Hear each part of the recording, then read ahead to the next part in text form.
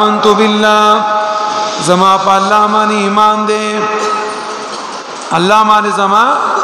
ایمان دے پا اللہ مانی ستا سنگ ایمان دے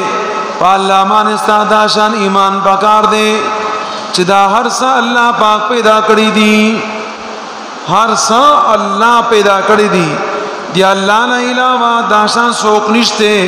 چاہا یو شے پیدا کی ہر یو شے ہر مخلوق اللہ پاک پیدا کری دی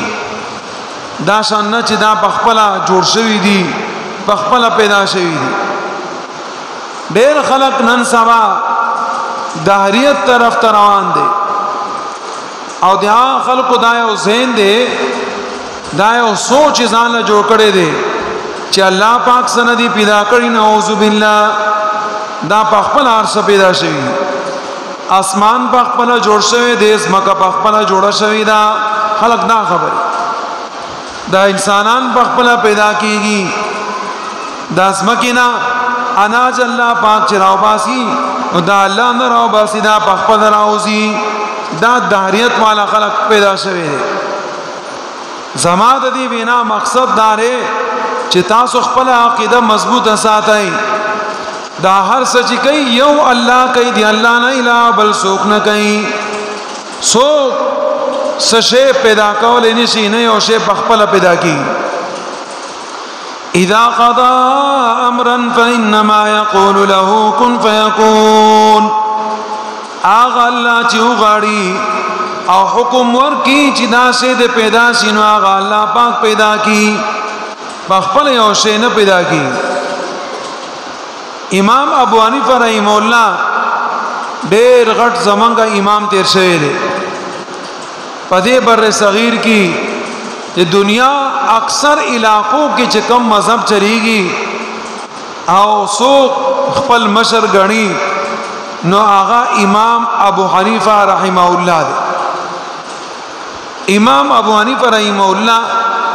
منگ تائید کو منگ دے آغا اتباع کو پاغ مسئلو کی چکم قرآن کی نشتے حدیث کی نشتے او دی صحابہ کرام پا جون کی نشتے ناشن مسئلی پیدا شی نوی نوی مسئلی نو آغا مسئلو کی منگ دی امام صاحب تابیداری پا دی وجہ کو چی امام صاحب صحابہ کرام پا خپل سترگولی دلی دی او امام صاحب دی دین اسلام دی قرآن حدیث نا صحیح واقف تے نو آغی چکم خبرہ ہو کہ آغا خبرہ منگ بیا مانو منگ پاغی مانی دا آغا اتباع کو تابیداری کو پدی مانی منگ دی امام ابو حنیفہ تابیداری او اتباع نہ کہوں چی او شے پا قرآن کی یو خبرہ پا قرآن کی حدیث کی صحابہ پا جون کی او منگا امام صاحب منو او قرآن حدیث او صحابہ کرام نہ منو دا شان خبر نا امام صاحب خبر سلورم نمبر اغیتا ویلکی کی قیاس آغا امام ابو حنیفہ رحمہ اللہ رب العزت دمرا بزرگی ورکڑی وا دمرا اللہ رب العزت والا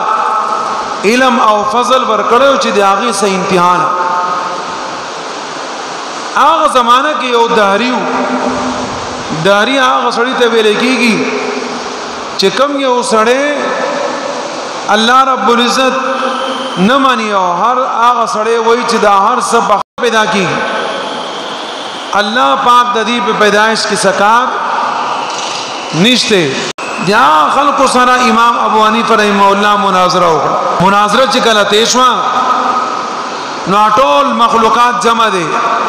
چنن بدی زئی کی اسٹیج لگی او امام صاحب او ددی دہری پا میس کی با مناظرہ کی ٹول خلق را جمع دے ٹیم چے کے خودلے شو امام ابو حنیفہ رحمہ اللہ آگا ٹیم تا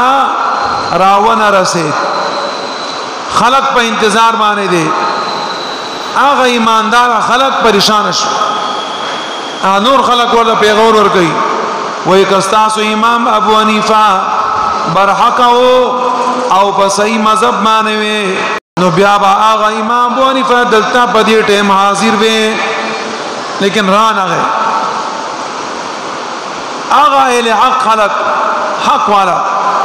اغه ریبانان پریشان دي چې امام صاحب را نه اغه داری اعلان کو چې بس ما وګټنا او امام ابو حنیفه رحمه الله اراش د چې کله دا اعلان وکړو امام ابو حنیفه رحمه الله را ورسید چې را ورسید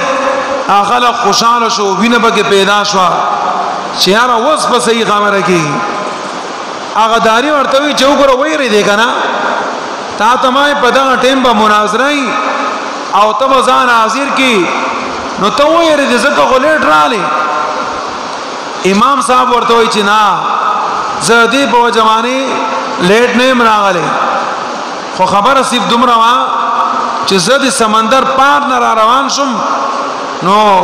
کشته نه وا او چې کشته نه نو قتل می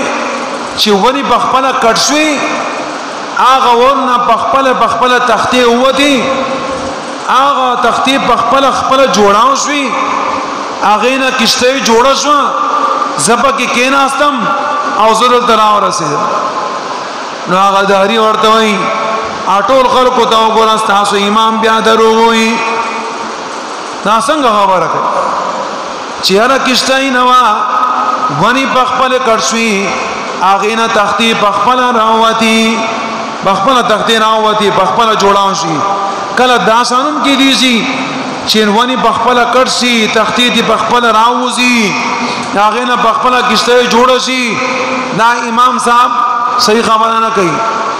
اخل کوئی چاو دا خو صحیح خبره ده بخپله خو سکار نه کی امام ابو حنیفه اعلان کو ما مناظره وکټلا تاسو دا منای کنا چې یو شی بخپله نه کیږي خلکو یاو